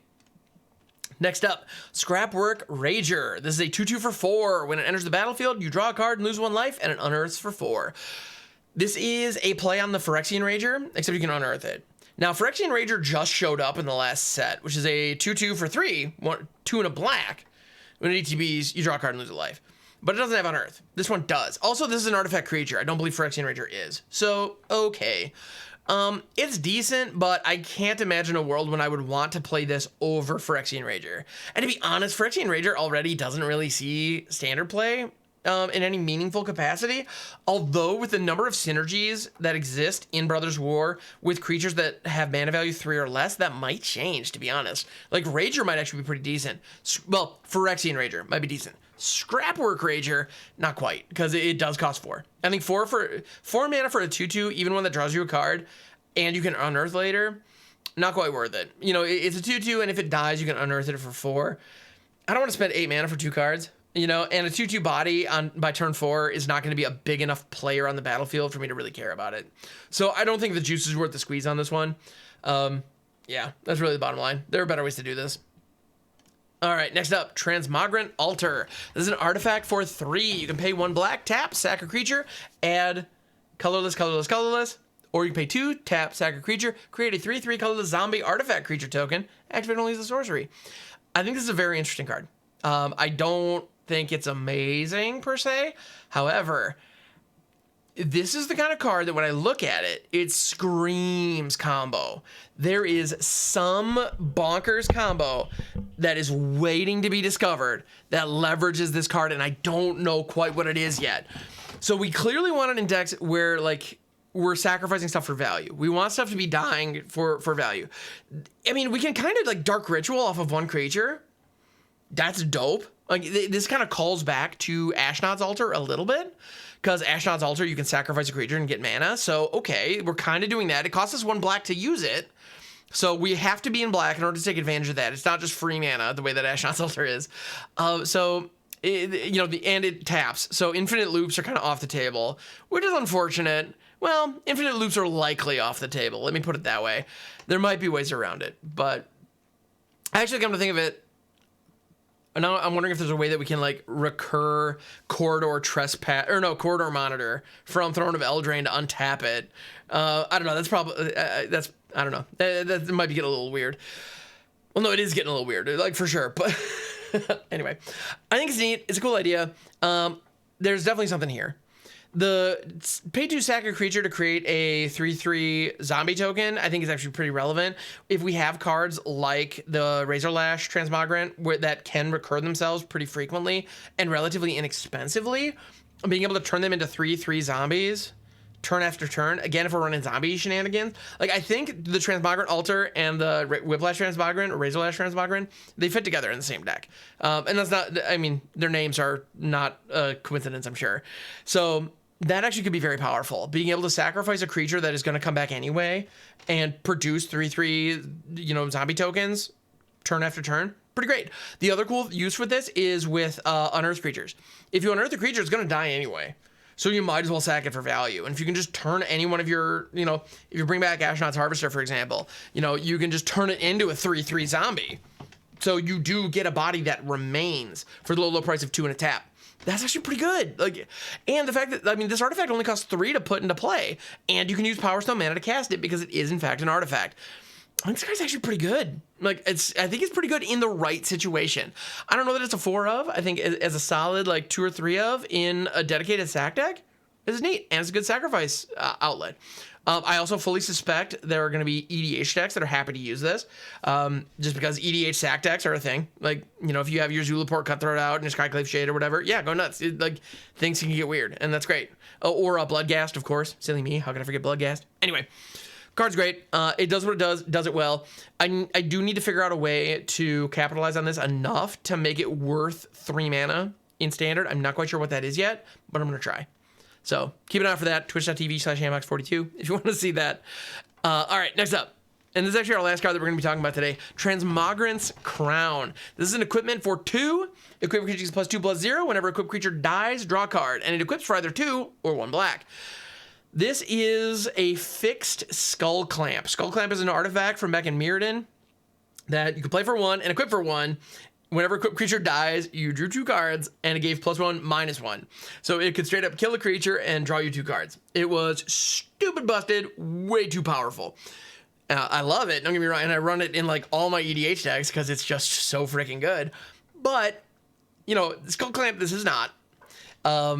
But it has the same vibe. It does the same thing, where whenever the creature dies, you draw a card. And it gives a meaningful power boost. Buffing the creature's power by 2 is no joke. So if you're swinging with this creature, all of a sudden you're putting your opponent on a very real clock. Turning this into a bone splitter, I think was a really good call. So it creates a threat that your opponent has to deal with. And if they take it out in combat or they take it out with a kill spell, you draw a card. So the creature replaces itself. And on top of that, then this equipment can go to the next threat. You can attach it to the next thing and do that again. So I think in aggressive decks, this is actually a really good way to draw cards. A really good way. Because your creatures are going into battle. Some of them are going to die. And so this, by buffing the power, it forces your opponent to deal with one specific threat first. But if they do, you draw a card, and then they have to deal with the next one. So if you're putting these on small bodies, then all of a sudden, you can do a lot of stuff with it. It's just good. I like it. And also, by the way, in decks that are already sacrificing creatures, if you're already sacrificing your creatures for value, being able to pay 1 additional black, because effectively, if you're going to sacrifice a critter anyway, maybe to your altar or maybe to some other effect, you can just pay an additional 1 black ahead of time, equip this first, and then when you sacrifice the creature, you draw an additional card. I think that's pretty darn good. That's really good, actually. So I think this effect is very, very strong. In a lot of the decks that we've been talking about today, where you're going to be sacking stuff or being very aggressive and attacking your opponent, this is big time. This card provides a lot of value. At a pretty low price, realistically. When you compare it to Skull Clamp, it's not that busted. Very few cards are. So that's not really a fair comparison. But at the end of the day, I think it's very good. So, yeah, my final thoughts on black, I gotta say, it looks really good. There are a couple of duds, but for the most part, I think Brothers War is very strong. And I think we are going to see certain archetypes bubble to the top that were not there previously and really shine. And that makes me excited. I'm pretty happy about it. So yeah, thank you so much for checking out the video. It means the world. If you have not already done so, please like and subscribe. That helps a ton with the channel. Also, we have done additional reviews already, and there are more to come. We've done white and blue so far as of this recording, and now we've done black. I keep gesturing this way, by the way. If you're curious, why do I keep gesturing to the side of the screen where nothing is? It's because when I'm streaming, that's the direction that the gameplay is. Anyway, because I flip my camera for when I'm live. So that's a habit. So we've done black now, and so we have yet to do red and green. Those are coming up next, and then we're gonna do kind of a final video that is all the colorless, multicolored, and lands. So I'm looking forward to that. Thank you so much for checking this out. It means the world, which is just true. So I'm gonna say it again. It means the world. Thank you for being you. Stay awesome, and I will catch you on the next one.